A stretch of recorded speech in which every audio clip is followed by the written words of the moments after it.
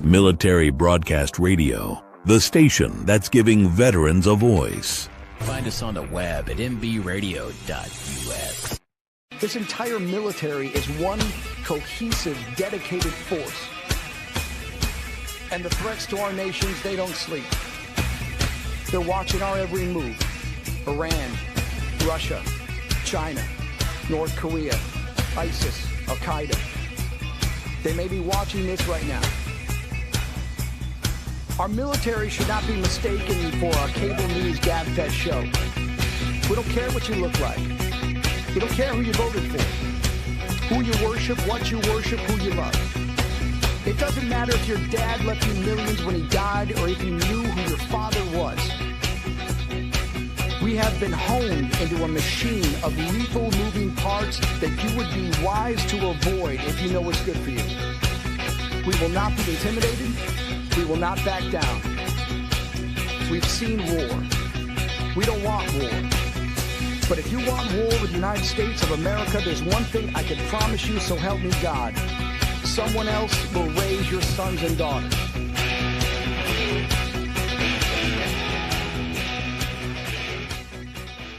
Military Broadcast Radio, the station that's giving veterans a voice. Find us on the web at mbradio.us. Opinions expressed in this program are those of the speakers and do not necessarily reflect the views or positions of any entities they represent.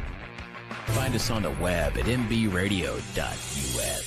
Join Terry with Tracer Rounds every Tuesday at 8 p.m. Eastern to hear interviews with veteran artists, veteran business owners, and businesses that support veterans.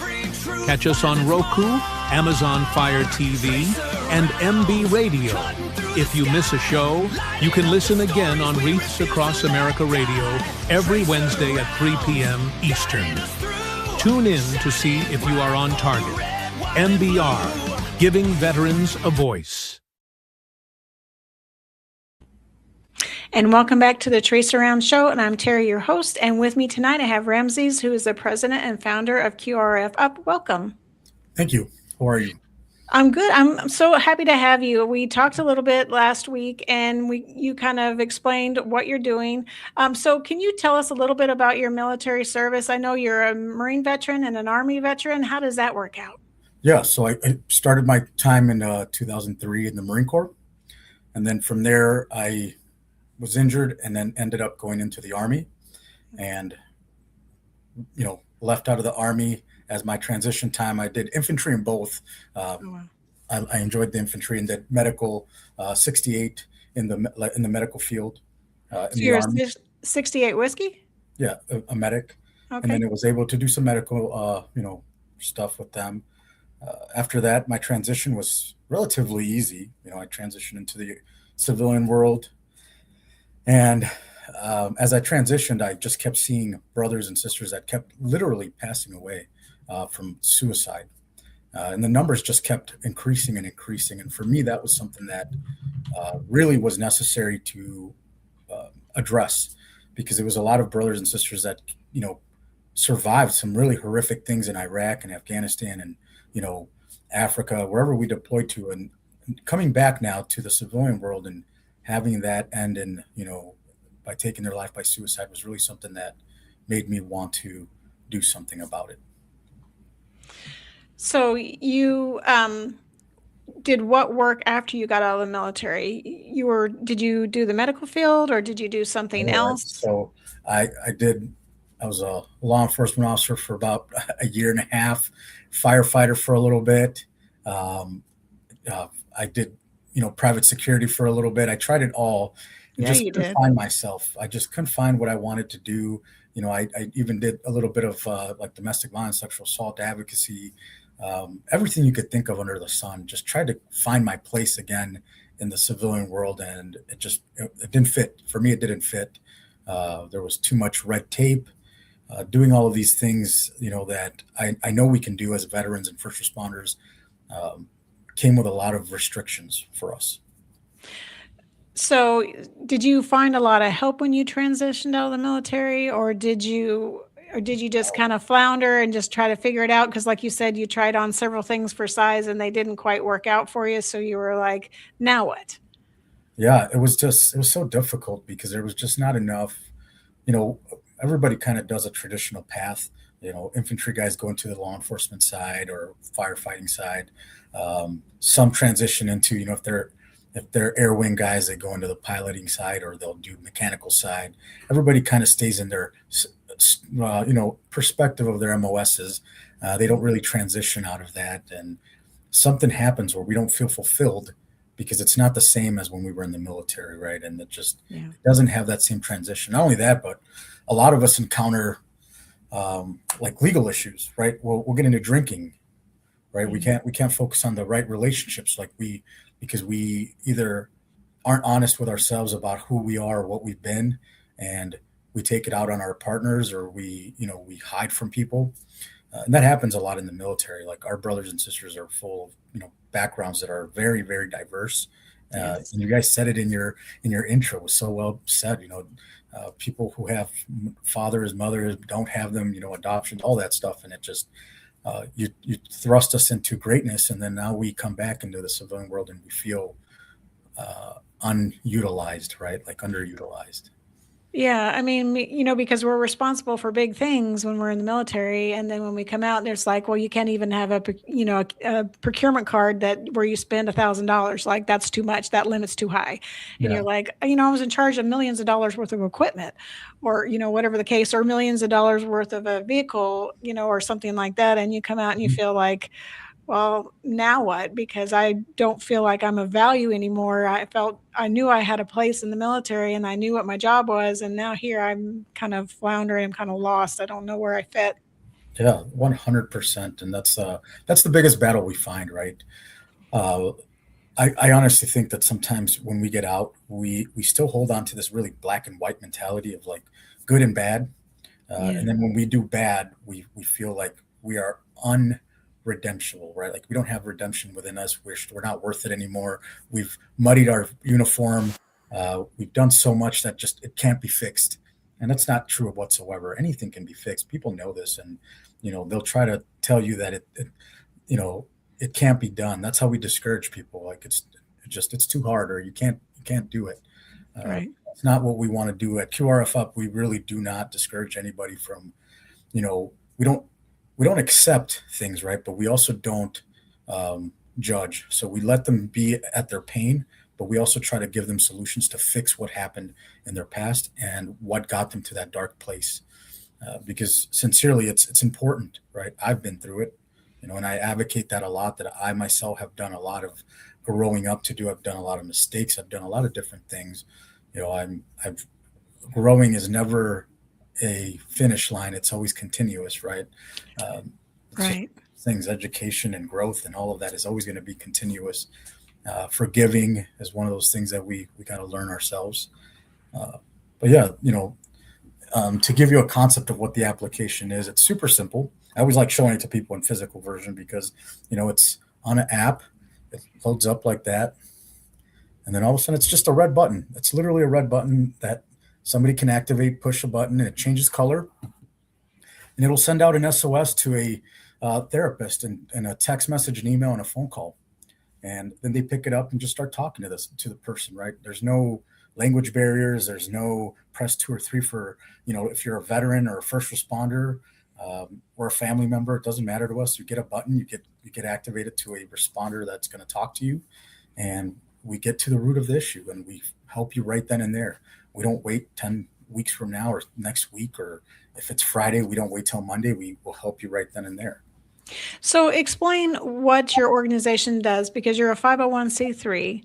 And so you started it because you saw so many of your brothers and sisters, so many service members that have taken their own life just because of the struggles they had internally or externally, could be too.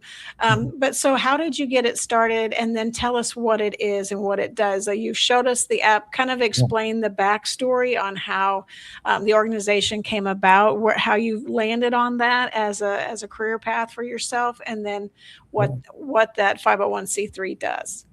I love being able to say this now. I couldn't say this maybe last year, but I can say it now. We started out as a guerrilla unit, right? We were very, very behind the scenes doing things that were probably not kosher with everybody. But we started out with 14 therapists that were in a place where they said, "Look, we'll donate our time." And then we got an application from a great organization called My SOS Family, and they gave us the time and the application to use their brand, as a pilot, and we launched it through them. They were able to hit the button, and they would just call us on the phone at the moment, right? We didn't really have it all niched out and worked out, so they would call us on the phone, and we would talk to them on the phone. We wouldn't record anything. We would just record. We would like a check mark. It's a male or a female of age 34. That's all we knew. So we'd get their name and number, and we would pilot this until we hit a year. And after that, we took this back and we were able to show, like the VA and other organizations, like, look, this functions, this works.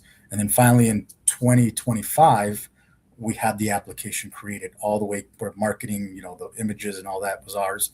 And then we started using it in Memorial Day of 2025. Wow. But we're relatively new. Yeah, you are. But I mean, could you have any sense of how many people you've touched in that year since you've been official live? And I would say it's a blend, right? Like we have a WhatsApp number, we have our website that people reach out to us on. We have Instagram where people reach out to us on. So all combined, not just the application itself, we'd say about 7,000 people that we've reached and helped sincerely, with help of 22 to 0. The other organizations being like All American Heroes, Salute to the Fallen, so many different organizations that have came up and really assisted us in this to help veterans and first responders, that really want to be able to help in a way where it's more than just a Band-Aid approach. We get them off the ledge, they put them into that long-term care, and then give them whatever resources they need in the longevity of things. So you mentioned that you have volunteers in almost every state or in every state. Yep. So we have about, at least 2 to 3 in every state, but some have 35, some have 20, some have, 14. It just depends on where we have more people that follow us, right, on that page and then sign up because there's a 12-course education program that they have to go through to become veteran ready and first responder ready, to kind of be able to respond physically. All of our therapists are from the University of Utah, University of Delta, Mississippi, and then we have about 40 from our school here in Iowa called Mercy College. And those are all students that are going to become psychiatrists, psychologists, and they assist us with the calls because they have to get hours to become licensed. So it's a great trade-off for us. So you said that they push the button, you get connected, you can talk to a therapist. So at what point does the volunteers get notified, or do they stand up?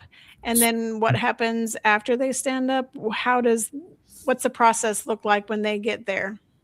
Yes. So the process is relatively simple. From when the therapist activates them, because they'll activate them, right? It's up to the therapist and the first responder or the caller if they need physical help. Our pilot did teach us that about 60% of those calls get resolved by our therapist, and then 24 to 25 get resolved by the actual teams on the ground. And so they're not super necessary, which is okay, but we would love to increase that so that we could actually have more physical help.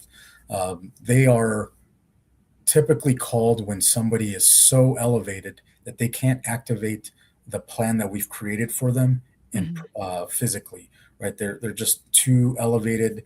They need more assistance besides the phone call. They need somebody to come in and tell them, okay, this is what the plan that I've received from the therapist is. You're going to go to a hotel room tonight.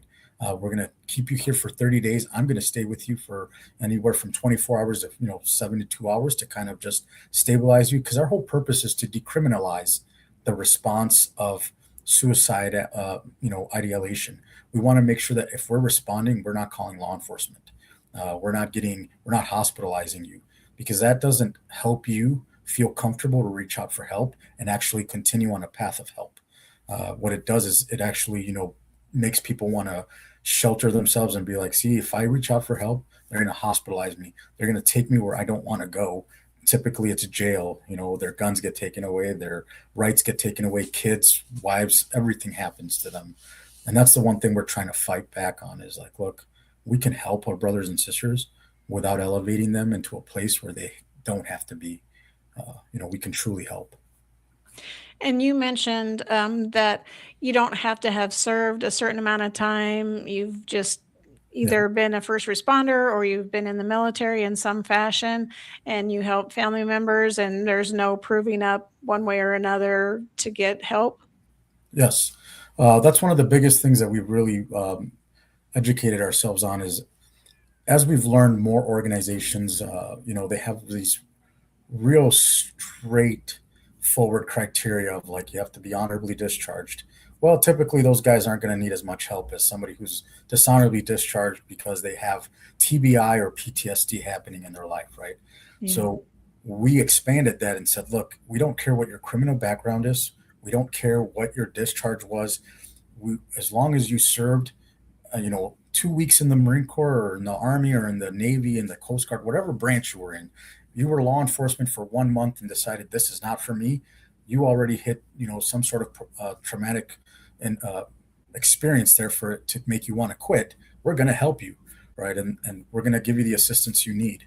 Off-season firefighters in the wildland, that's a typical high peak for them when they commit suicide, right? So even when they're not in season, we want to be able to help them.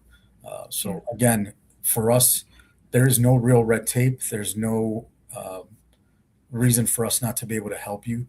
So you can call at any point in time. Like I said, you have to download the application, go through the process of actually downloading it the right way so it functions in your area, and then we'll be able to, assist you.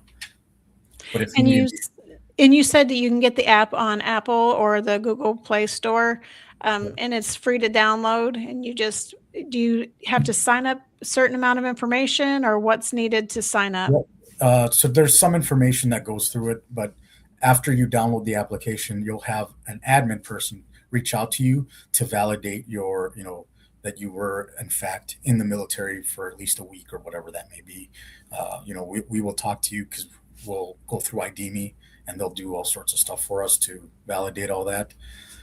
Once that process is done, we activate the application so you're ready to hit the button. Even if you downloaded and started wanting to talk to us, we could do that. We can transition you from one of us into a therapist and they'll start talking to you. That's really good. So what does the follow-up care look like when you've activated a button? Like you've got a person or maybe it's you've activated the button and somebody's responded to you on the phone and you've talked to them. Then what's the follow-up care look like? What happens next? The great thing about our follow-up is that it's continuous. It doesn't go from that call to like next week. Immediately the next day, we already have people ready to help you with whatever that plan that we put in order was, right? Sometimes we have people that are going through relationship issues. That's probably one of our biggest ones that we have, right? Yeah. Going through a relationship issue, they needed to get out of the house. We got them into a hotel room. We know the hotel room they're in, so we go in and actually see them the next day. We'll go talk to them. Hey, I'm going to take you to the vet centers. We typically prefer vet centers because they enact therapy sessions faster and groups faster than the VA ever will. So we'll take them to a vet center. The vet centers bring them in, talk to them, give them an assessment. And after that, we'll take them home because we'll be with them. Our responder will drive them back to the hotel room so they can stay with them. We'll feed them.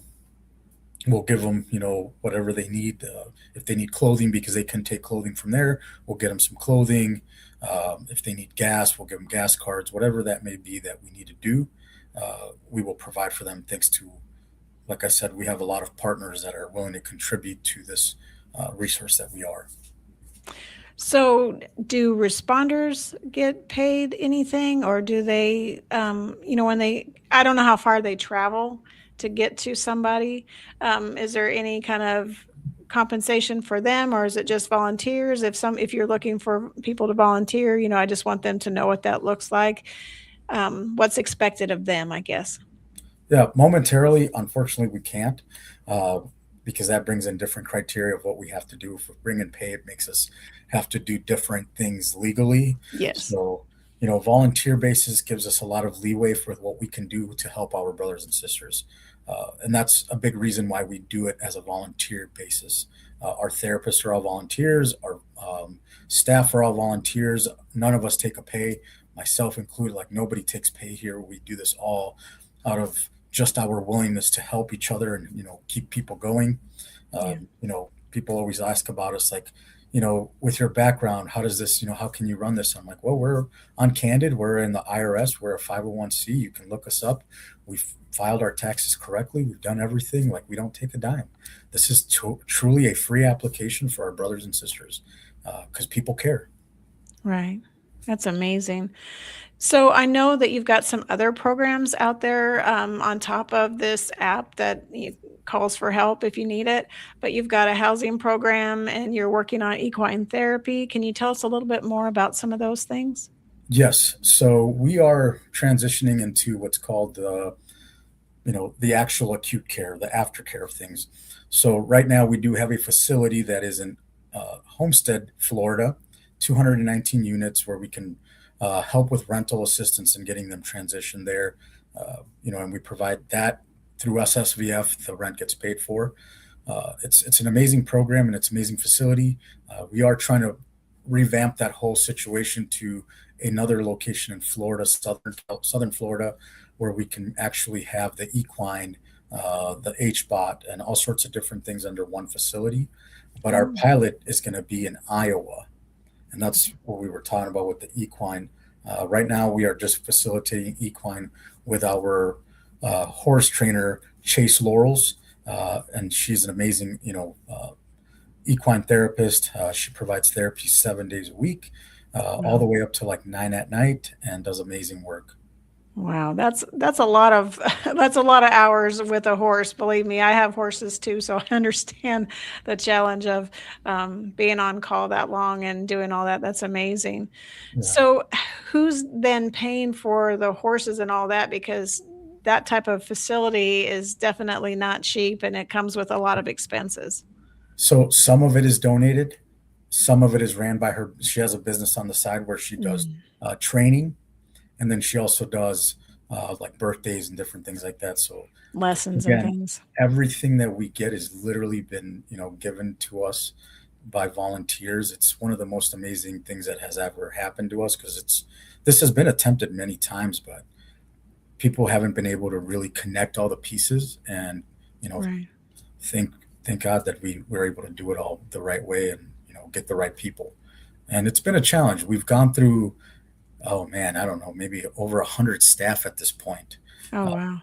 Of rotating staff. We've had a lot of mistakes, we've had a lot of successes, but we're learning and we're trying to keep it going because what matters at the end of the day is the men and women that need the help. So would you say that the people that you've helped with the application, would you say some of them come back and volunteer and find that they, find value in trying to help another since they got the help, they're trying to basically pay it forward? Yeah, that is literally what happens sometimes. Is somebody that has been helped, then in turn says, "I want to be a responder.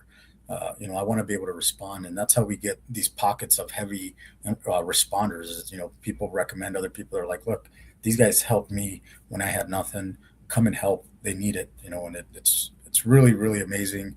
We have, I want to say that 2 other veterans that really have facilitated this for me. This idea came from a really, really good brother of mine. His name is Peter Flom. He was an amazing guy. He's an amazing guy. He really is. He would get on the phone late at night and just would call everybody, right? And I was like, there's got to be a better way for us to do this. But that's how it started. Was my friend Peter Flom would call everybody on the phone on his Rolodex of people, all the Marines and people that he knew, and he'd check up on them. He'd like call and, "Hey, are you okay? How's it going? How are you tonight?" And he really made something click in my mind. Like, there's got to be a button we could just press where like somebody could help them if they really needed their assistance or they wanted help. So he's the mind for all of this. And then, the other guy, his name is Matthew Couch. He's from Missouri, an amazing brother, really supportive in a lot of different things and in a lot of different ways. He truly has been one of the only men that I've ever met that even in my worst days, has stayed behind me, where he knows, he's like, look, we can be those monsters, but we know that we're also light, right? We provide light for humans. And that's those two men have really shown me how to be a better brother to people. That's awesome. I think it's really amazing that you've created this app that's it's so versatile. There's so much that can be done with it, as far as you're reaching out to people and getting the resources that you need around that person. So either therapy or just somebody to come and be there with that person. So when you take somebody into like the home program or the equine therapy program, are there certain qualifiers for people to be eligible for those types of things? No, just a veteran. Yeah. So I liked your approach. I read about your approach to the housing where it was a step down program where the first 3 months you provided 100% towards the housing, and then gradually you backed that support off so that the veteran could take, responsibility for their own care and their own well-being, basically. So I like that you've done that because really that puts skin in the game, as they say, for the person, and not just a handout. It's a hand up. So I like that approach. Yeah. Yeah, it's one of the best things that I've seen work. I've seen it in other organizations that do amazing work. They don't try to baby you into surviving. They actually tell you, like, look, I'll walk with you, but I'm going to let you go at some point, and you're going to have to keep walking. Yeah. But I can only walk with you for so long, and it's up to you to do it afterwards, right? To keep moving forward and keep wanting to succeed. And that's really the mentality we have. Like I said, we don't judge, but we also don't carry you all the way through. Like, you have to want to do it a little bit yourself too. Yeah, I mean, you can't make any difference for somebody that doesn't want a difference. Cool. So if they just want to stay the same and don't want to change, there's nothing you can do about it. It has to be their willingness to be different or do different or ask for help and then, take training and take coaching to be different. And if they're not at that point, there's really not much you can do to help them. Yeah, 100%. And a lot of what you say is, it resembles, you know, a lot of what we do here already. It's a lot of real compassion and fostering that mutual respect, because it's a lot of respect that has to happen. Yeah. Trust between one another, trusting that, look, we're not gonna take what you're telling us and use it or weaponize it against you. We're here to help you. We're really truly here to give you an opportunity to come out of that darkness, give yourself an opportunity to forgive yourself, and truly want to continue on this path of life. That we're not going to tell you you won't hit that button next month again, or 2 weeks from now, or maybe 5 years from now, but we want to at least give you an opportunity to say that, what, I'm going to hit the button again because those guys did help. They were able to help me. They didn't make me feel like a burden. They helped me out. And that's sincerely the basic of what we want to do, is be able to have people come back as many times as they need it. Because as you and I know, PTSD doesn't go away. We don't Right. heal from it. It's just how to better cope with those things. Being able to really, work some of the steps that we help you with, but also being able to be strong enough to remember, you have to do a little bit of work yourself to get better, and make your life easier. Yeah, you definitely have to work to be better. You can't just hope for the best. You really have to do the work that it takes to get to the point where you're functioning well and you're successful. Is there also, you mentioned some legal, financial type issues that could surround somebody that's calling for help. So if somebody has an addiction to alcohol, to drugs, something like that, do you have some kind of program beyond counseling that kind of helps them with that addiction recovery as well? Yes, we have. Oddly enough, that's probably the bigger programs that we find. We have Fob Razor out of Texas. They have a facility where they'll have somebody come in, get sober, and help them out. We also have AFIL out of Iowa, where they will have transitioning houses where they'll help them get sober. And then, we have another facility in Florida. The name is escaping me right now. Oh my goodness. I want to say it's Boulder Rock. They were out of Colorado, Boulder Rock something. I can't remember the last name of it, but their organization does a lot of also recovery, but they mix in TBI with it. So what some of the like alcohol and narcotics does with TBI, because people don't understand what TBI looks like for us, how it makes us behave, how it makes us, react to things. Right. I mean, so you could have competing things going on between TBI, PTSD, and the either drug problem or the alcohol problem. And so it's really kind of hard to navigate how you respond to that, because you don't know which ones that play. I mean, to me, I mean, that's what I would think.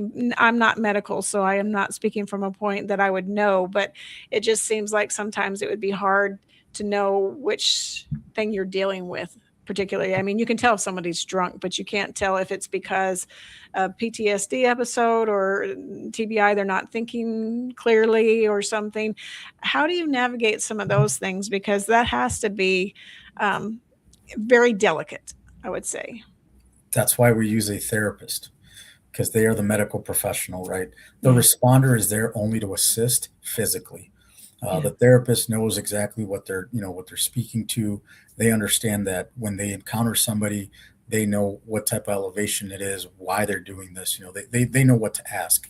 We don't have a script for this specific reason, because if we use a script, it narrows down what that person's going to react to us like. So we just talk to them like everyday normal people. Thank you for calling. We want to know what's happening with you today. Just talk to me.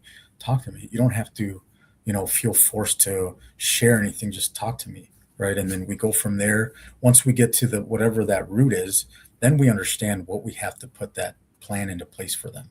And like I said, we do not tailor a plan to everybody the same way, because that has never worked in the world of ever having organizations around.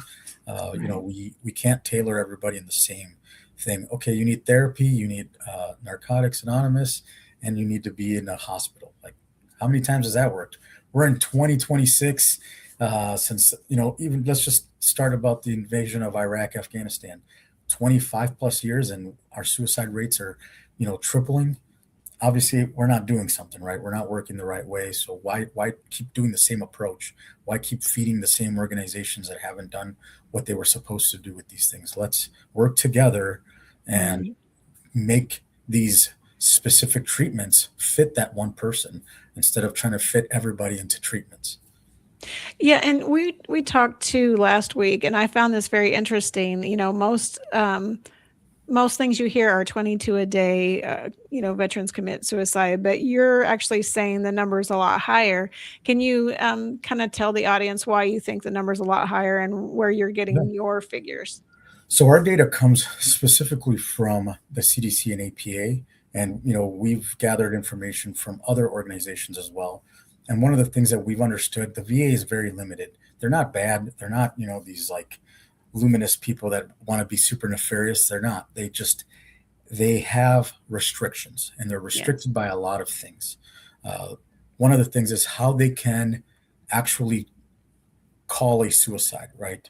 Not only that, but who is registered under the VA can be also registered, can be numbered under that, right? So if you're not registered under the VA, you're not a service-connected veteran, you're not going to be marked down as a suicide if you end life that way. Not only that, but car accidents aren't, car wrecks or anything that you do in a vehicle isn't considered a suicide unless you leave a note or you've called somebody prior to that and told them, like, this is how I'm going to end it. When you go into an overdose, unless you leave a note or you call somebody, same thing. And we know that in genders, those are the difference between what type of suicides are happening, right? So the criteria is very specific on how they look at these numbers. We know that they're not corrected the right way. And then when it comes to law enforcement, once you're no longer a law enforcement officer, you are no longer considered under those suicide rate numbers. You have to be an active member of an agency for yourself to be considered a law enforcement suicide. So it's again, there's a lot of things that kept track of. Same thing with firefighters, EMS. And EMS is probably even worse because they have a high rotation of them. So you don't know how many of them that were EMS at one point or, die by suicide. And then we have, corrections officers, dispatch officers. There's so many different people that are all frontline workers that people don't think of when they're looking at these numbers. You're right, and I agree with you on dispatch. In where I work, we've also included animal service people because they see a lot of things and they have enforcement authorities too, and they deal with a lot. They deal with hoarding situations and with people that don't want them there and become violent, and so they see a lot of really hard to see things sometimes when it comes to animal puppy farms, that type of thing. So we include them in the first responder category in the sense that they get some additional counseling services and things like that should they need it or want it, because we find that they see things too, just like firefighters, police officers, military. They see things that the ordinary person may or may not ever have to see in a lifetime. Hopefully they don't, because some things, you just can't walk back. Once you see them, you've saw them, and it's hard not to keep that vision in your head sometimes. And so having those services to talk about some of those things that you see, because, I find, and I found in where I work that having a peer-to-peer network of people that understand that job, understand what you see, understand what you go through is so important, because if you're just talking to someone that can't really see or know what you've been through or have some awareness or understanding, it's kind of hard to talk to them sometimes and kind of hard to open up if you don't feel like they understand at what point you're coming from. Yes, 100%. And every point you just made is exactly why we don't look at paperwork, right? We look at it only to validate your service, and that's it. Aside from that, you can't tell somebody what their PTSD looks like to them. Yeah. It's one of the things that we as military and first responders have to extinguish, right? We got to put that fire out right now. We harm each other on a higher level than most civilians would ever do to us because, we think of levels of severities of effectiveness, right? Or combat or things like that, eliteness. And it's not true. There is more survivors' guilt than there is of anything else, combat, right? There's guys that have deployed that never got to do anything and have so much guilt because they were like, I trained for this, I did all of this and never got to experience my occupation, right? And we're like, look, that's okay. Put that service to something else now, right? And sometimes it's too hard for men and women to go through that where they feel that remorse or, somebody else took their place and ended up losing their life and they feel remorse for that was my position. I should have been there. So there's a lot of reasons why our approach to helping people is so significantly different. And, and we get backlash. We understand it's not the tough way and that we get it. We don't want to be tough. We want to make you be okay when you're not tough, man. Cause that's when you're breaking is when you've had enough of being tough. You've had enough of having all the weight on your shoulders and you come to us and we're here for you. I'll carry you the rest of the way. Yeah, you just need support. Sometimes that's all you need is somebody to listen to you and to understand or not judge, even if they don't understand. 100%. Just not to judge it. I talked to a veteran, I think it was last year, and he talked about really feeling guilty because somebody agreed to take point on a mission they went on, and that person, stepped on a mine. And so, that was supposed to be him. And so he had a lot of guilt around that, like that was supposed to be me, not him. Why was it him?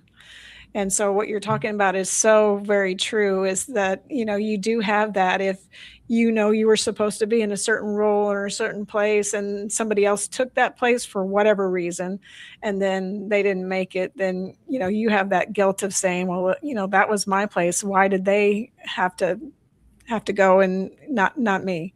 So I get it. And that is hard. And people just need to understand that even though, like you said, even if you didn't go and do something and you wanted to, but you just weren't assigned for whatever reason, you have a lot of guilt around that too, because somebody else went and they didn't come back. Yes, 100%. And once we recognize these things and we're able to meet people at their pain, we can really help them, right? We walk with them. We don't walk for them. We don't, tell them what to do. We walk beside them. We give them multiple opportunities to have healing opportunities, and that's how we meet them.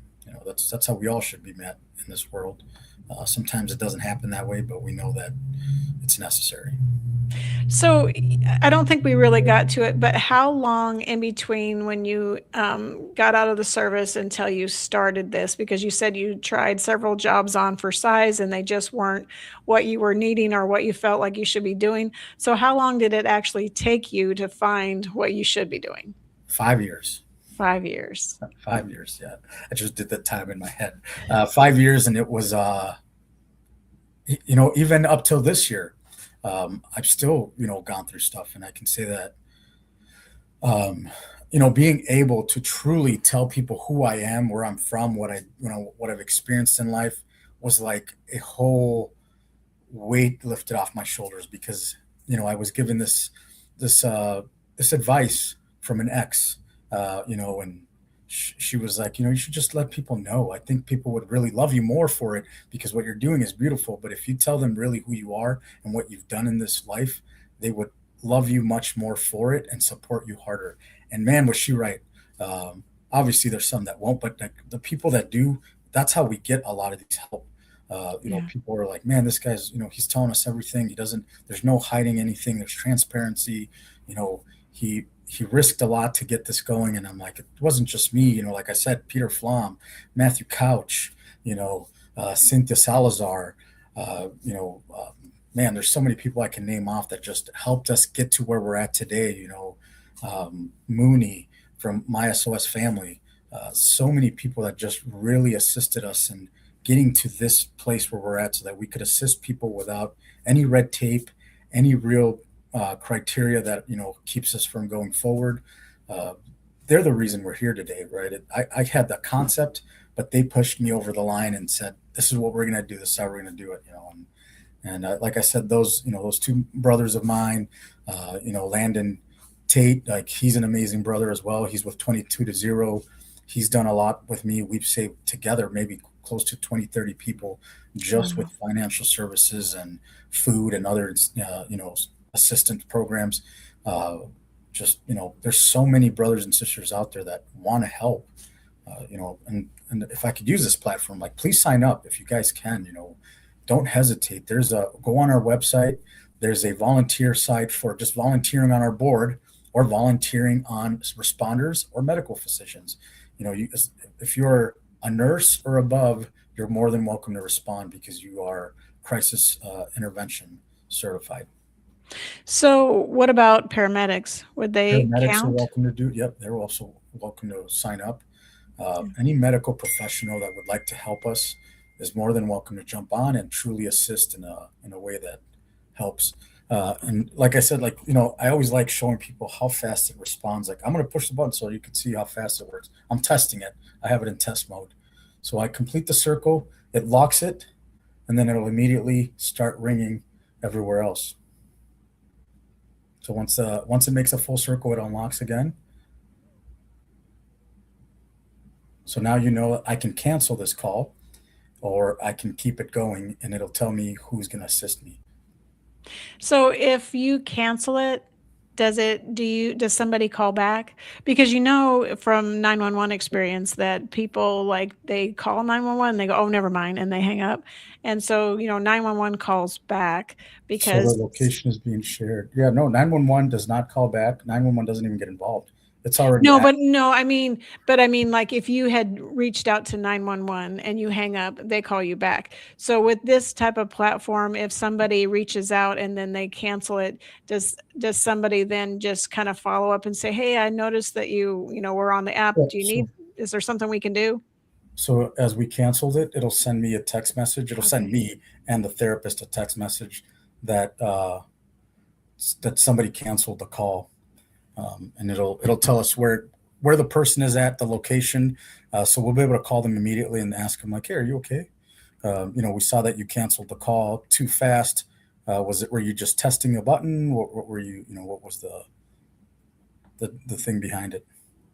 Yeah, because that's kind of my thought is because people sometimes they get brave and they're like, I'm going to call. And then all of a sudden they back out and they're like, oh, I don't want to talk about this. I don't want to do this, but they really do need help. So that follow-up phone call, I think, is so important because they wanted to reach out, but decided against it for whatever reason. And then somebody actually calling them back and following up, then they can really end up helping them. And probably the person does really want to talk. They just didn't want to. They were kind of afraid to, I guess. Yeah, and it'll send all that information. Hold on, let me brighten it. So it'll send all that information to us in an actual message telling us like what happened, why they canceled right away, who responded. So it told me who responded was James Boomauer. He's out of New Jersey, and he responded. SOS was sent successfully. I canceled it, but James responded to my call. That's really neat. It's I think everybody should take this app and take it to their VFW, to their American Legion, to maybe their VA hospital where they have groups that meet or something, and then everybody should get signed up and be able to help one another. And so if somebody wants to volunteer, you said they can go to your website, but how many volunteers do you think you have across the platform? Across the platform, I think right now what we've seen is about 1,500 across the nation, right? Wow. It's not a lot when you think about it in the nation. Well, it is a lot, though. I mean, 1,500 of volunteers, that's pretty significant. And like I said, they're in pockets. Like Arizona is a heavy pocket for us. I'm not sure why. So we have a lot of volunteers out of Arizona. Florida, New Jersey is a heavy site for us. And we're having a meeting with an organization called Stack Up, which does online gaming. And they provide gaming councils for veterans and first responders. But their whole group of, I think they have 10,000 people. We're having a seminar where they're going to sign up, learn the classes. They're going to do a little bit of QPR, and they're going to be able to be responders for each other on the online forum. Discord. That's awesome. Gamers helping gamers. I love it. Gamers help gamers. That's going to be an amazing way to help them, each other respond. If they see somebody that, hasn't been online, because that's a great way to like dictate what's happening with somebody. If they haven't been online in a while, like, hey, they push the button, send us an SOS. Can you reach out to this person? Because it works that way too. You can send out an SOS for someone else. You don't have to be the person that is in trouble or having issues. You can press it for somebody else. That's a great way to do it. I mean, because sometimes it takes somebody else reaching out and having that person then feel like, somebody cares, so I think that's a great way to do it too. And being able to submit for somebody else that you can't contact and they're part of the platform and then somebody else can just follow up. I think that's great. Yes. Like I said, it's for the families as well, because we do support families. We have the Veteran Spouse Network that is really supportive of us. They give courses on how to, be able to be involved in a relationship with a first responder or a veteran, because as you may know, these relationships with us are crazy hard. We're not easy to get along with because we have our own things going on, but we try our best. Right. Travis, he's one of our hosts on the Oscar Mike radio show. He's actually on Thursdays. It says, I think video games are underutilized. The community can come together and hang out. Yeah, for sure. 100%. Yeah. Yeah. So what else would you like to tell us about your platform? We probably have about 12 minutes left, and I really want you to be able to highlight something else that we haven't talked about yet. Is there anything else on the platform or anything other step that would help you and your organization to further the mission? Please, if you're a nonprofit that has a service that would like to partner up, please reach out to us. We're always looking for more partners to help with resources for our brothers and sisters. Not only that, but, again, our main hope is that we don't ask our brothers and sisters for funding, help us with corporate sponsorships, things like that, because that's who can do it with us, right? It's not our brothers and sisters that we will ever ask for anything because they're already in need. Grocery stores, if they want to donate food or anything, we're willing to take it and give it to our veterans and first responders that need it. any of those things. Yeah, just gift cards are amazing because then you can get what they really need. So, Yes. grocery store gift cards or gift cards for some other type of service or something that is helpful for veterans for sure. Yes. Again, it's a very simple tool. We aren't going to save. We like our whole purpose is understanding that we are not the number one tool, and we never want to be that. We have 72,000 organizations that are VSOs, veteran service organizations. 72,000, so the resources aren't limited, Wow. right? Yeah.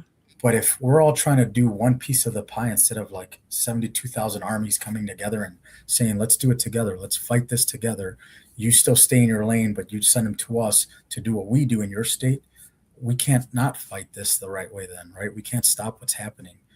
We won't need the government to help us because we know that sometimes that's not going to work. That can freeze at any point in time.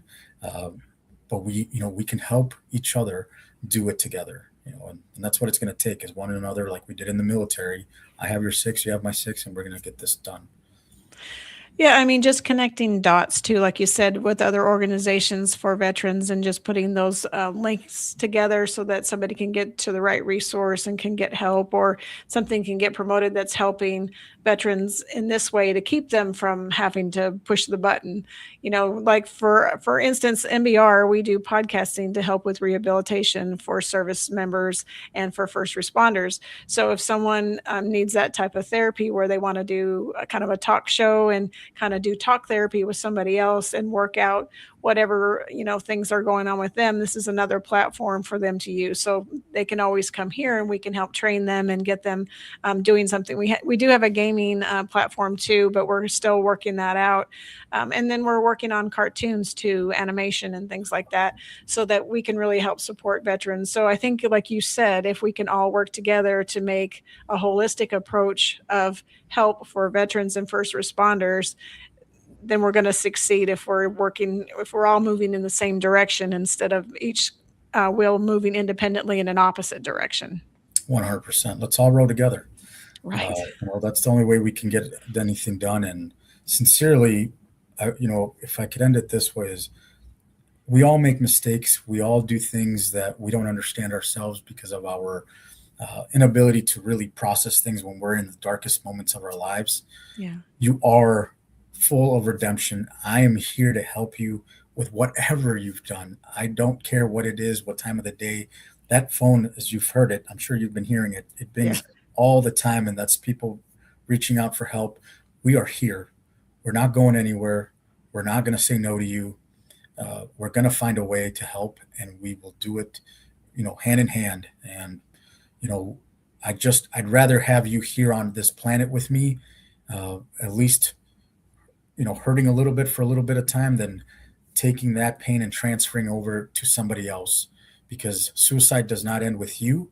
It only transfers that pain to somebody else. And it's one of the things that just most people don't understand. Yes, your life may have ended and you may not feel that hurt anymore, but now you've passed it on to 6 or 7 people. That's true. We got to end this cycle of that. Please reach out. Please be here with us. Don't hesitate to reach out. I've done it all. Like I said, I'm not a clean human. I'm not anything special. But I know what it takes to truly make it out of this darkness to get to the right place in life.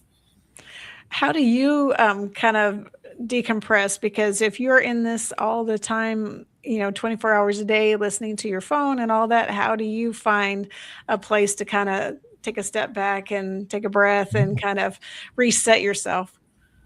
Equine.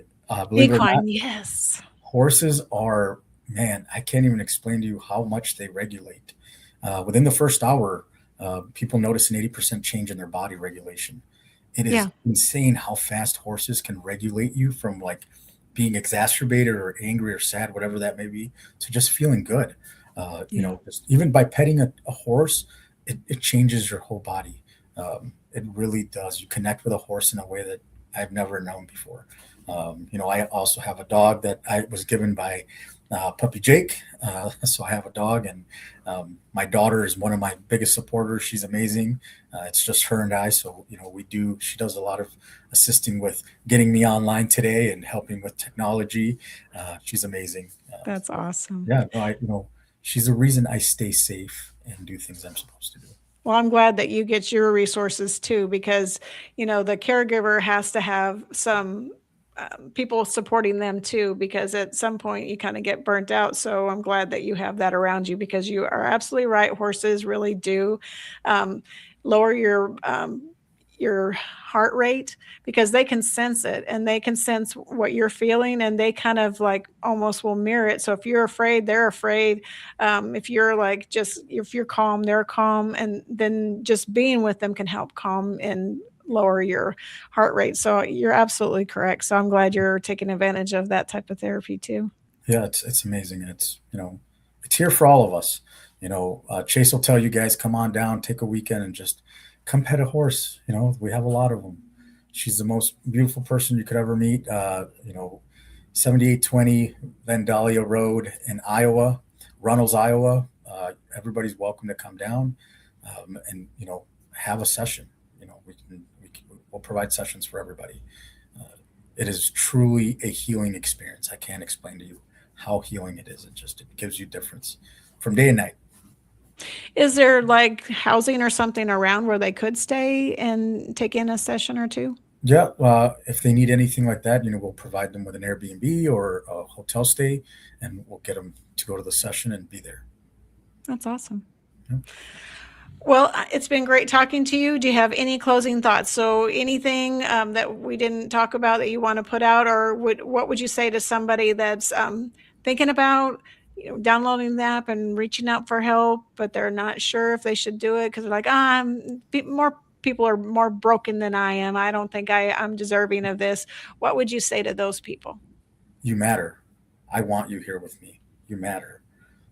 Please don't let anybody tell you that you are not worth it, that your mistakes are, that you're not. Again, like, redemption is for everybody. And I'm religious, so, God didn't, end his life and, put himself on a cross for the good people. He did it for everybody. Right? He did it for all our sins. And I want to make sure everybody understands that we are his children and we're here to help each other. Right. So absolutely. If you believe in the Lord, please know that we're here for you in any capacity without judgment. I love that.